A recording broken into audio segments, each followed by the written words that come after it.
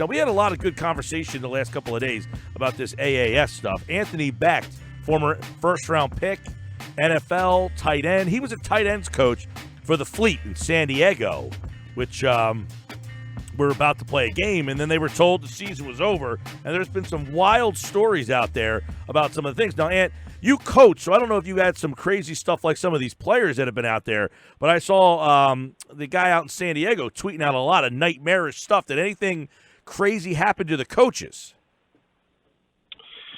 Hey, Mike. Yeah,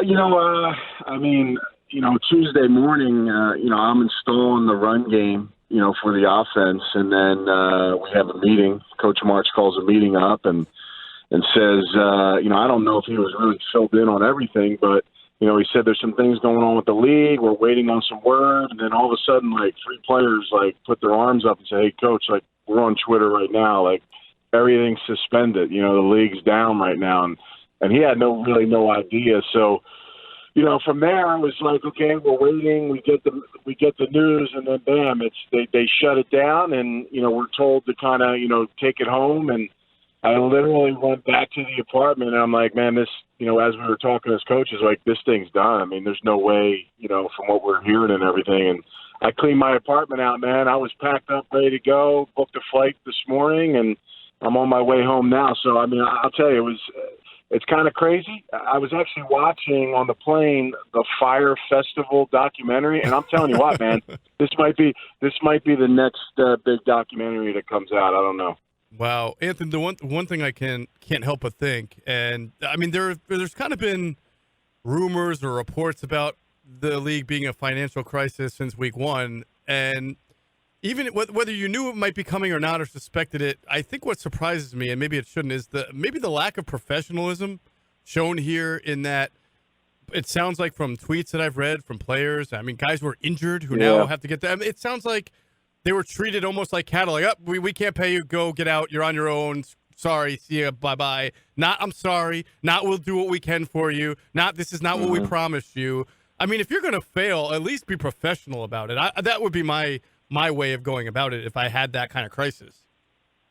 Yeah, I've been reading this stuff, and I feel terrible. I've talked to some other coaches and, trying to help their players the best they can, and it's a disgrace. I mean, it's disturbing, to have guys go back to their hotel that they were put up in, and their bags and their things are in the lobby, and they got charges that are charged to their car for their stay. And, you're right. There are guys broke an arm. We played against Salt Lake last week. The linebacker broke his arm, and I read a tweet from him, and I totally remember him. And he's like, now what? So. Yeah, there's a lot of questions. I mean, listen, there's going to be enough disgruntled people to somebody to get down to the bottom of it. I think the biggest thing, at least my take, is a lot of people want to crush this Tom Dundon guy. And obviously, I think from a short-term standpoint, he could have been much more supportive as far as, okay, if everybody's getting terminated, do the right thing. Definitely put him at fault there. But my question is this guy backdoored into a league that was supposed to be, at least I was told, and the reason why I got on board, was supposed to be fully funded for at least a minimum of 3 years. I mean, that bar none was the message from day one for me.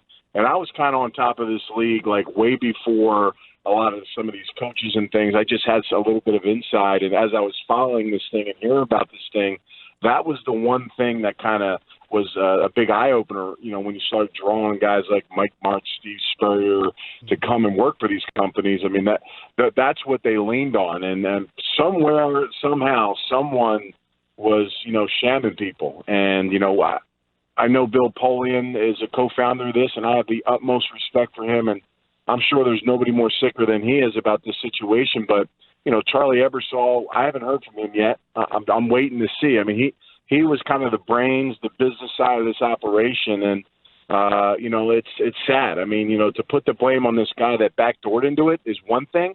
But let's be honest. I mean, this thing might have terminated week one if he didn't come in and help and bail this thing out. So where was the money from the jump? And that's what it sounds like, Ant. It was that if Dundon didn't come in, you guys would have had one game maybe, and that's it.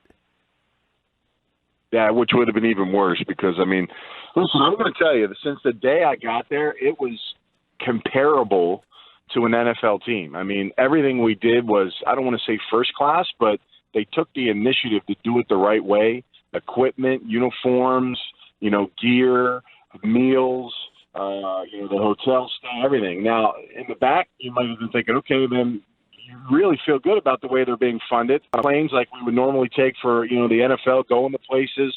I mean, the headrest on the planes had your logo, like, draped over the seats. I mean, you felt good about what was going on. So either this was a catastrophic hoax or, obviously no one's gotten paid because we're starting to see now hotel chains and airlines, UCF, who were supposed to play Orlando this week, they never got a dime. All the broadcasting teams from all the radio stations, from the local networks, they haven't got paid. So was there any money? I mean, was it just kind of like, an accounts receivable IOU kind of thing? And then all of a sudden it all kind of came together and now it became an environment. But a lot of questions have to be answered. But I do feel bad terribly for the players and the coaches and the guys that went away from their families and the people that worked in the front offices, at the particular teams that, listen, I mean, they gave up real jobs to come do this, and they haven't even been there, more than 12 months. Now, Anthony Becht is our guest. He played in the NFL, was a first-round pick of the Jets, played with the Tampa Bay Buccaneers. You hear him doing college football color analyst for many of the college games. So you've done broadcasting, you've played in the league. I'm assuming you played with Martz when you were, with the Rams? No, you know what? I actually didn't meet Mike Martz till 5 years ago when I helped out with the NFLPA Collegiate All-Star Game in California. He was one of the coaches. Okay. And we kind of crossed paths. Yeah, I called one of the games. He was the coach, and we made a relationship, and I ended up being on his staff for the College All-Star Game. And from there, we kind of built a relationship up and became close. So just, as a personal thing, like, is the coaching something that you wanted to do, or is this something that kind of was like an opportunity? You're like, I'll try it. I mean, did you live in San Diego? I know you're based in the Tampa area, but did you live in San Diego for this season? I did. I committed to, 3.5 months away from my family. Obviously, things were in line where it made sense to try out, monetarily. You're paying a pretty good salary for the coaches, and that had the benefits packages and everything. And, again, it worked out for my schedule because TV kind of ends after football season, so it rolled right into something where basically I would have been off. So it would have been just time away from my family. So, I've always been training and working with tight ends for the draft, and it's something I kind of want to get my feet wet in, but also at the same token, the TV gig's going real good. So obviously doing it during the football season doesn't make sense or work. So this was a perfect scenario. So I ended up doing it. I was all in on it, man.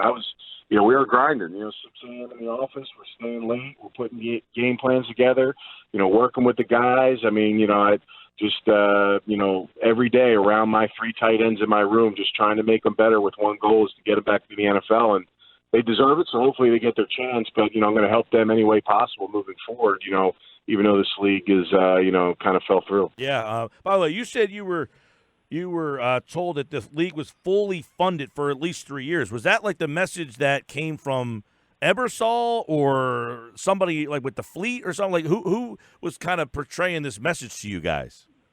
Yeah, that came from the top down. That was the top down. I mean, it was almost as if they were saying, it's not even going to be an issue.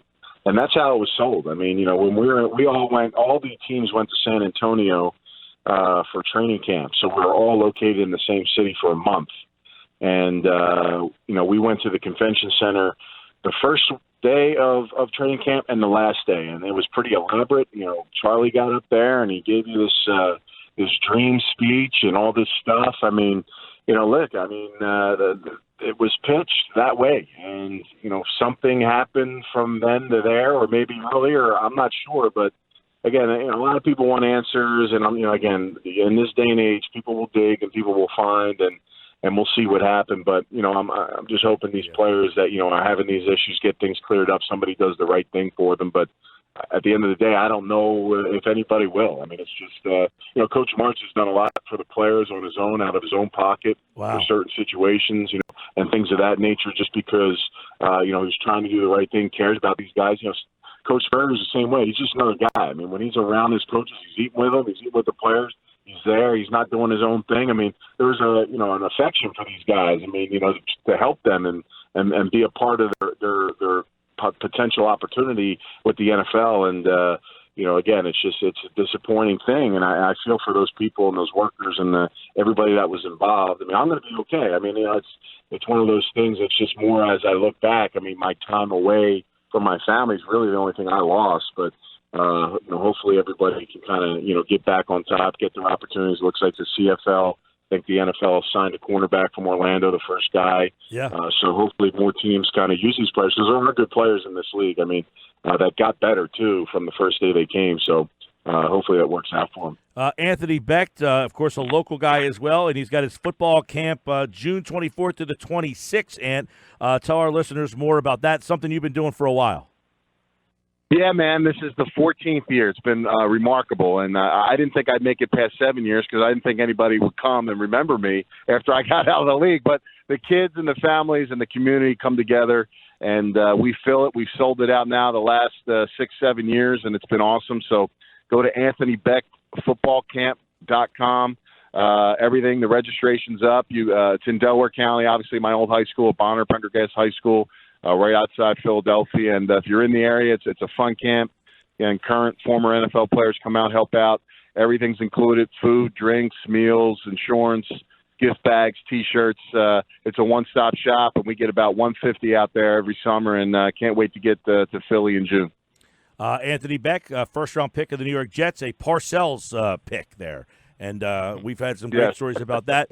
We'll have to get you on closer to draft time because now you'll have some more time to study the draft and give us some more insight on that, pal.